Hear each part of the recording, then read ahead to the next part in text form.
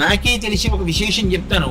ఒకప్పుడు ఒక వ్యక్తి మోటార్ సైకిల్ మీద ఎడుతున్నాడు. చీకటిగా ఉంది, అది కొంచెం డొంక ప్రదేశం.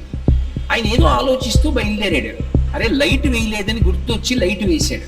తీరా లైట్ వేసిన తర్వాత చూశాడు, రోడ్డుకు అడ్డంగా నల్లత్రాసు పడుకునుంది.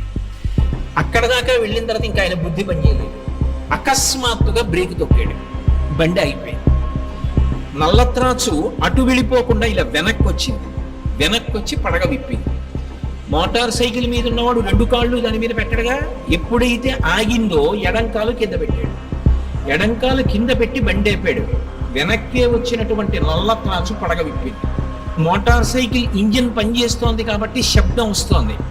అది ఇలా ఒకసారి చూసింది, ఇలా ఒకసారి చూసింది. పాదం సిద్ధంగా ఉంది, కొట్టచ్చు.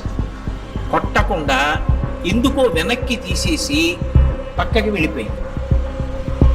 దానికి ఏం కారణం చెప్పాలి? అది కొట్టడానికి కొట్టకపోవడానికి మధ్యలో ఎవరున్నారు? అప్పుడు ఆ వ్యక్తి చదువుకున్నటువంటి విద్యార్హతలు తీసుకురాగలడా, లేకపోతే నాకు బ్యాంకులో ఇంత డబ్బు ఉందని తీసుకొచ్చి చూపిస్తాడా, నాకు ఇంత పరివారం ఉందని చూపిస్తాడా, నాకు ఇంత సరస్వతీ కటాక్షం ఉందని చూపిస్తాడా? ఏది కాపాడుతుంది? అది ఆపద అంటారు.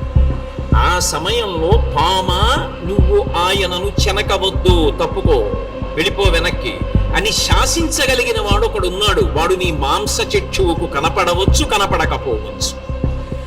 అటువంటి వాడెవరున్నాడో వాడు మాత్రమే ఆపద తీసేస్తాడు.